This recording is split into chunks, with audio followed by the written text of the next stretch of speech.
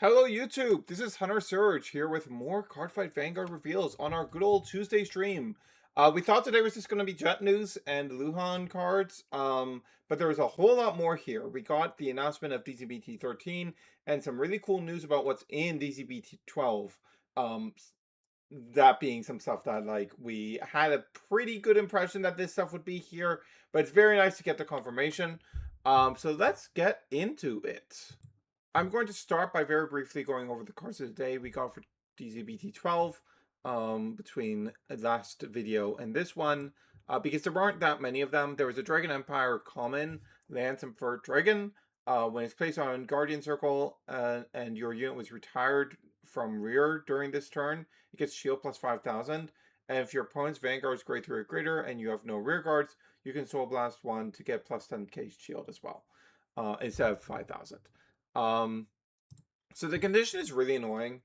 Like if it wasn't for the condition, I would actually be like, this is a pretty alright card, 15k shield on a common, like that's a pretty solid common.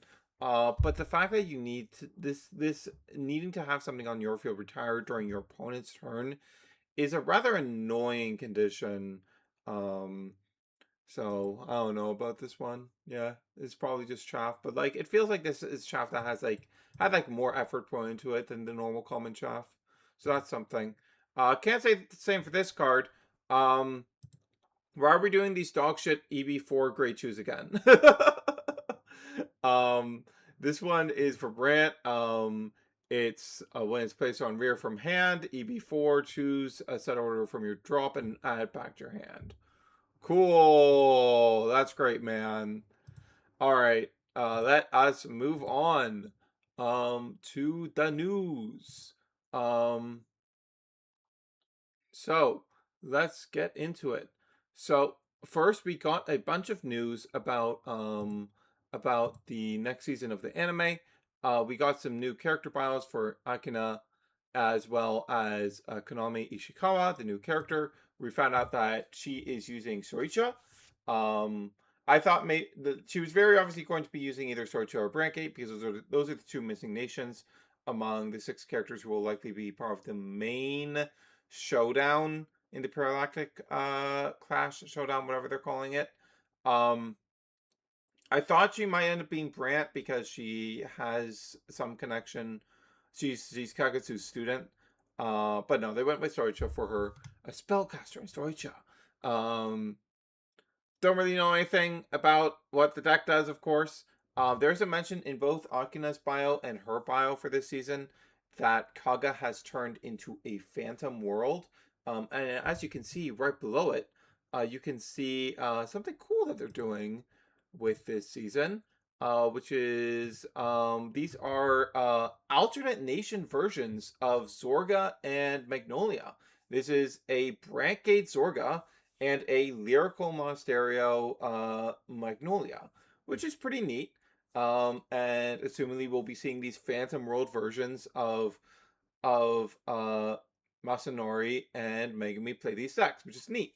Cool stuff. What that also confirms to me is that unlike Divine's season 2, this won't be a season that is entirely dedicated to the tournament. It'll probably be more like Divine season 1, where we have a bunch of interspersed fights in between the tournament fights that were used to build character and such, which is very good. The structure of Divine's season 1 was overall better. And we were typically able to get multiple fights out of each of the characters instead of being one and done. So I appreciate that. Zorga persists nonetheless. It is very, very, very funny to me that they have put Potential Man the deck into Potential Man the Nation. I'm very curious if Magnolia just gets to do 6 attacks still in Lyrical. That'd be very funny. Very curious how that. I'm very curious how both of these go. How is Zorga still gonna do Alchemagic stuff when he's in the set order nation? Who knows? We'll see. Maybe this will be the opportunity to make a version of Zorga that doesn't feel like dog shit because you have to run 12 fucking orders. That's the lie. That's never happening because he's just going to have to run. He's in the set order nation. He's gonna have to run 5 billion set orders.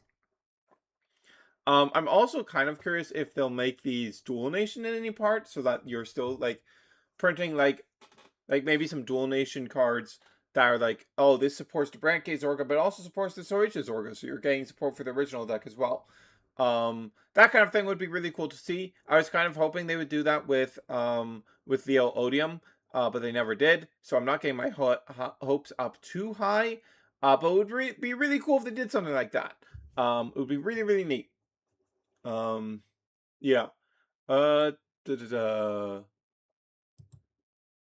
Okay. Um,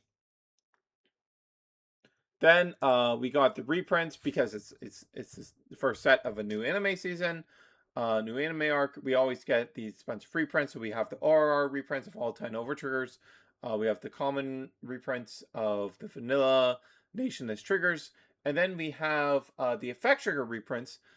Very notably, the last time we got these reprints, we actually did not get the 20k fronts reprinted. Those haven't been reprinted since DZ3. And as you can see, they are the 20k fronts are very much here. So very glad to see that. Glad those are getting another reprint so that they can be more obtainable. Um, and then the other big news is that Shiranui and Luard are getting new support in this set. I think a lot of people saw this coming. Especially after we got the Chronojet and Messiah support confirmed, that we'd be getting a third stride for both Shiranui and Luard, as well as a new rear guards, just like Chronojet and Messiah got in DZ6. We don't have any confirmation as of yet about whether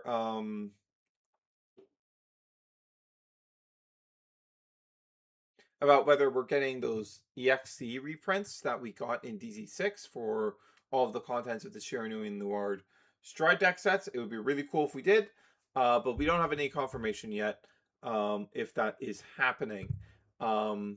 So these are, before we go over the cards revealed in stream, I want to go over quickly these cards.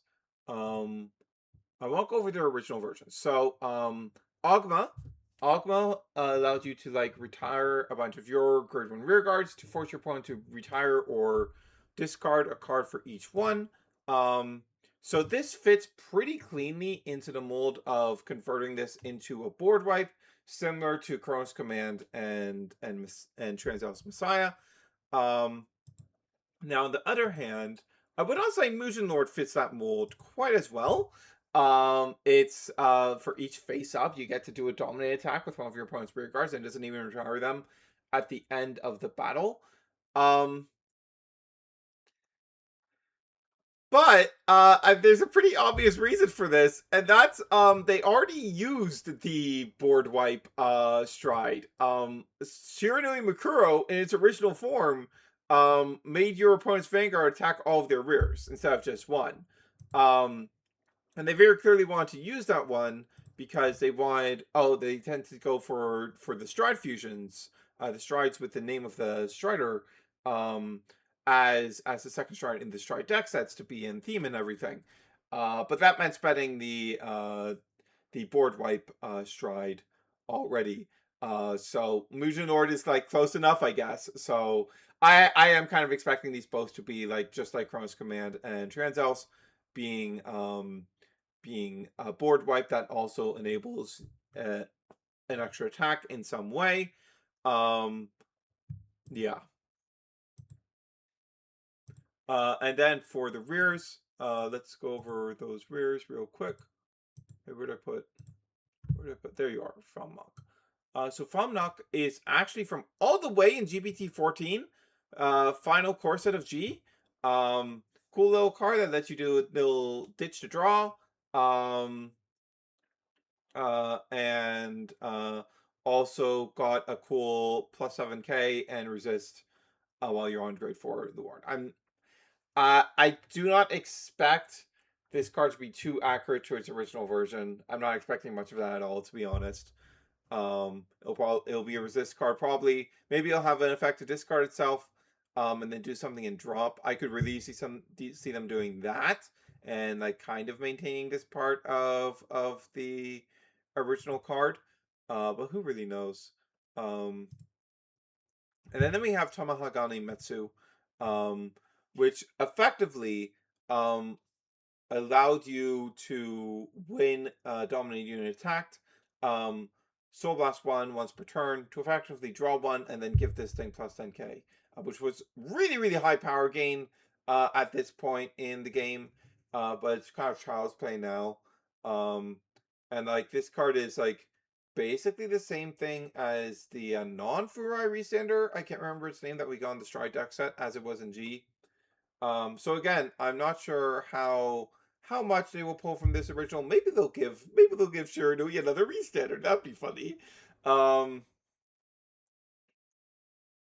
like they really might, because it does feel a bit hard to justify a front row rear in Shiranui that isn't a restander. Um, but I don't know. I just wanted to briefly go over what those cards were, to set some expectations. Um,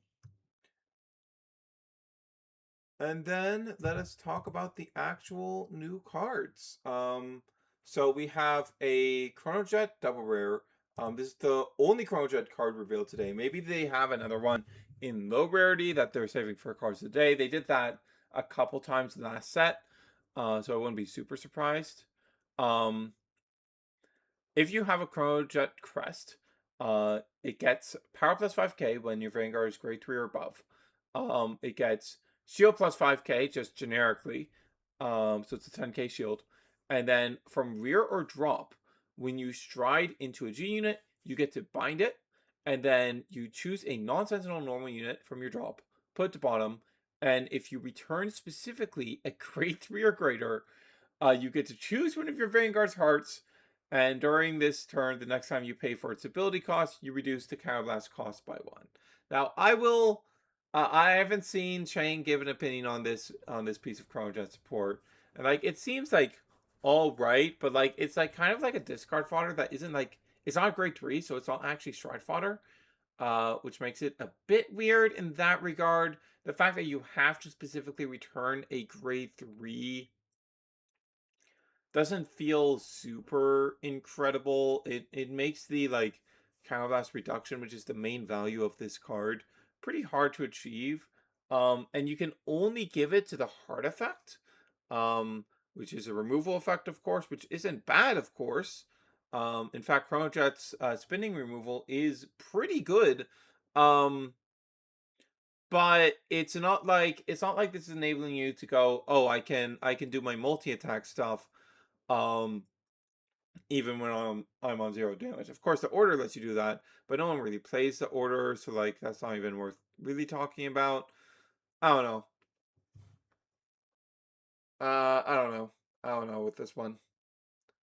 This one seems a bit on the weaker end, and Chronojet of all of the Stride decks, like besides Harry, but Harry just got a really good promo order. Um, Chronojet like feels like it really needs some help. Like it's one of those decks from like a couple years back that's like this was designed at a point in standard where 4 attacks was um a solid enough baseline. There was a decent number of decks that were getting by on just 4 attacks. And that's a lot harder to justify now, especially with how slow stride decks are in general to get going. Um, so I was really hoping to see a 5th attack enabler for Chronojet, but we did not see that. Now let's move on to Luhan. So Luhan did get triple rare. Um, So Luhan's triple rare grade 2. So when it's placed on Rearguard Circle, if your Vanguard with Luhan's name, you EB3, and you get to search your deck or drop for the normal order that the deck has, which is a Counterblast 1 grade 2 normal order, I believe. Um, that you choose 2 normal units from your drop. You call one of them that has a lower, equal or lower grade to your Vanguard, and you throw the other to bottom, and the called card gets plus 5k power. Um, for its cost, the card is not super great, but this card is here to fix it by going, hey, so you add, I add the order, and then also, by the way, um, if you're on grade 3 or greater, the next time you play that order, you reduce its cost by CB1, so it becomes free. So this becomes like a pretty solid card. It has some early game options, but that's fairly expensive at EB3 CB1. It's not like a bad effect though. It turns on Saragon as well. It turns on Teeth Fold. So like not terrible. Can make those sorts of things more consistent within Luhan, which is like nice, I guess. Um, and then that has a secondary effect of oh my god, these this one, it doesn't so much pertain to this one, but I think it's really funny how the other Luhan cards are like, okay, we made a restanding Vanguard deck that doesn't actually get to plus off of the drive tracks from the second Vanguard swing. Um, but every other restanding Vanguard deck does that. So we're going to fix this. um, but the second effect on this card is actually pretty potent. So during your battle phase, if your grade 3 or greater Luhan Mirrors, which is the not the main Vanguard, but the one that you ride into mid battle phase, um, and you do not have any other rares with the same name as this unit, during this turn, this unit gets continuous rare. This card gets all trigger effects your Vanguard receives, which is a pretty powerful effect. Um, like every time I've tested against Juicy Fruity, and I've seen them doing that effect, I'm like, wow, this is like the most impressive part of this deck. Like this is a lot of pressure that you're able to put on by leveraging this effect on a good drive check. Um, so seeing this effect just for free in Luhan does give the deck something more than it has going for it, which is neat. Then we have a grade 1 double rare. So for those unfamiliar, what Luhan ends up doing is Luhan goes, after attacking, goes into Luhan Maris, which gets plus 10k by its own effect, and doesn't lose any drives. However, you don't get to keep any of the drives. They go back to the bottom of your deck. So these other two support cards for Luhan are both very clearly targeted at addressing that part of the deck being pretty outdated. Um, and like even the grade 2 second effect is like also targeted at going like, okay, we're going to make it so when you do hit triggers, you're getting a lot more value out of it. Um, but this grade 1 is it gets plus 5k power, plus 5k shield when you have a grade 3 or greater Luhan Vanguard. Um, and then from rear or drop, if when your grade 3 or greater Luhan Maris Vanguard enters, it's placed on the Vanguard circle. You return this unit to the bottom of your deck, and during this turn, that unit gets when you drive check a normal unit, you may bind it. If you do so, you then add your hand and you lose this ability. So on one normal unit check, um, one of your normal unit checks, you get to add to your hand. Now I kind of wish it didn't lose the ability. It's actually super annoying that it loses the ability. You can, I believe, use multiple of them. Actually, no, that wouldn't even work because they both trigger right. Um, Oh no, it's Yume. It's Yume. So you could stack both of them so you can have access to it on both. Like basically what I'm thinking is you check your first drive and it's a normal unit, but it's not a PG, it's not a particularly high value card. And you're like, do I want to keep this? Or do I want to potentially be able to grab the PG on the next check? Um that's annoying. That's rather annoying. Um Unless I'm forgetting something about the rules of how drive checks resolve specifically, and you would be able to choose. Um, but I don't think that's how it works. I do not think that's how it works. It's also rather annoying that I can only get normal units. That means the only really high value thing you're getting, as far as defenses go, is a PG exactly. Really requires you to not be running Sanctitude. Um, and the fact that it can't get triggers to your hand is so bad for defensive value.